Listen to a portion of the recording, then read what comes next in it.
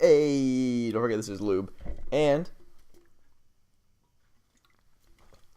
being mid-August, I decided now was the best time to record my top 10 shoes for July video.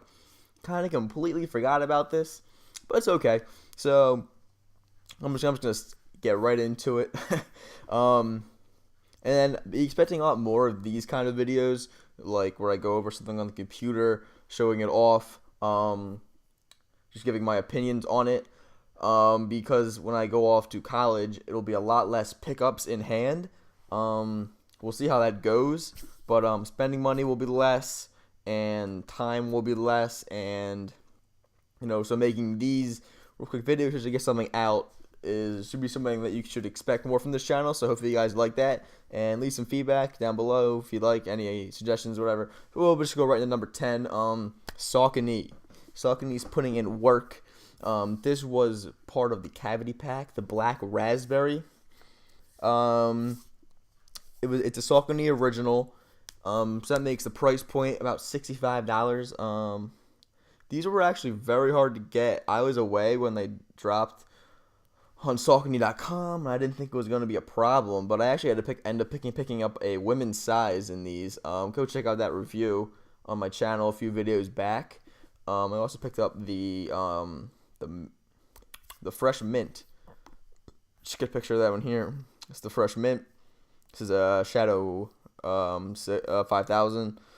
So yeah, I got them both, but a lot of dope things. Usually my top 10 consists of mostly things that I've picked up, but this one did not. I picked up a lot of things that I either didn't like as much in hand, or there was something that I would have picked up had I gotten the chance, or I had something better. Like, let's go next to. So number 9, we have the Social Status collab with Reebok on the Instant Pump Fury for the Hornets colorway.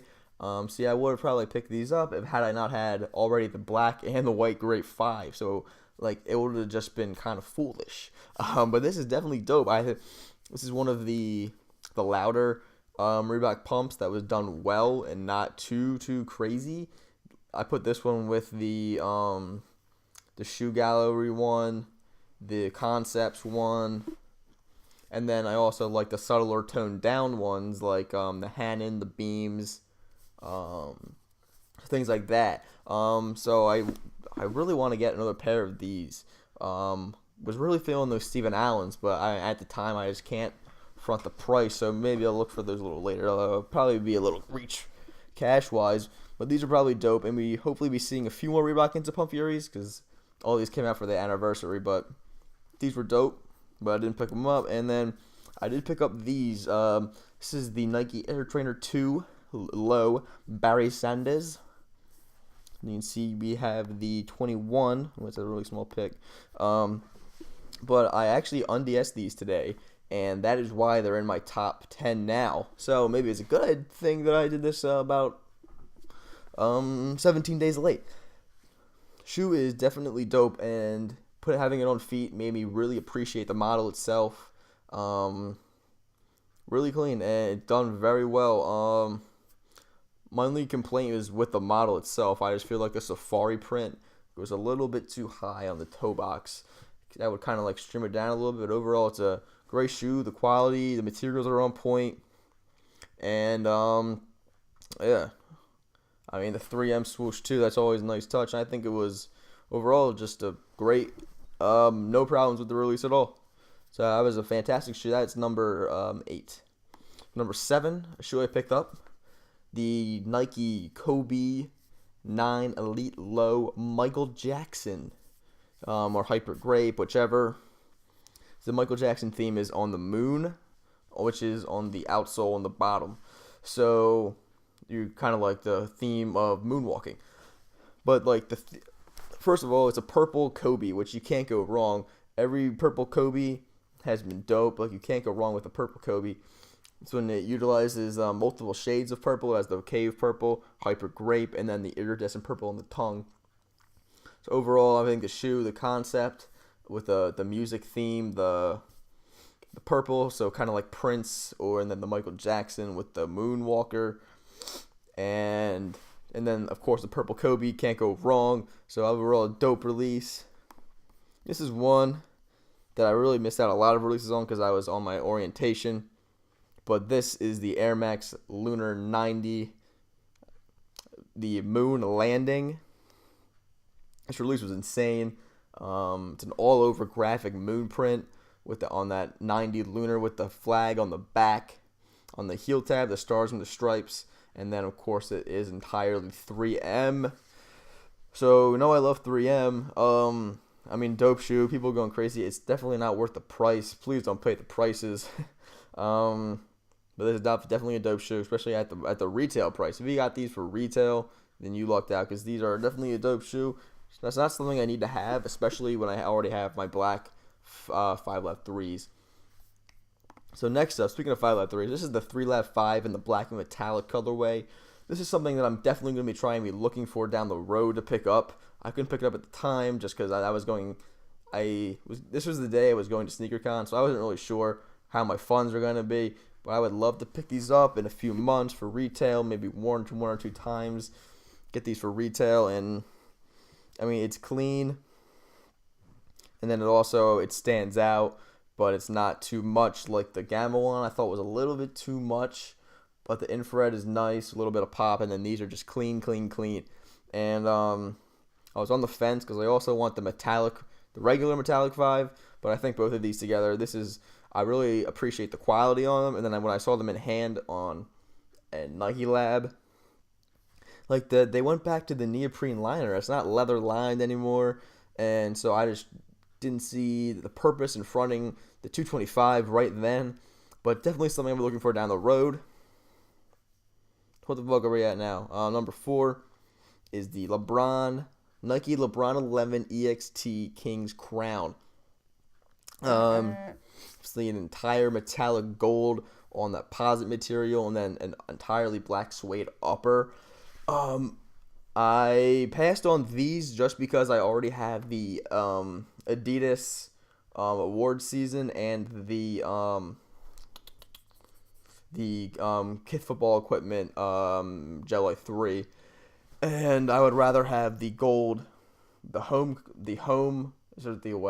LeBron 10 Elite. I actually would like to go and pick those up. And if you still want these are not hard to attain for very close to retail. So I'm happy about that, and I also am glad I kind of passed because the quality wasn't really there. At least with the Ronnie Fieg A6, you generally know that its quality is going to be pretty on point. And then the Adidas was just a louder shoe. The gold on this is probably the nicest, but I mean the quality, the price is higher. This shoe was almost as much as the two of those combined. So dope shoe, but I had to pass. And number 3 is the Adidas SL Loop Runner collaboration with Wish ATL. Dope concept, man. You should go check out my video on these. I have an unboxing video, and I was blown away.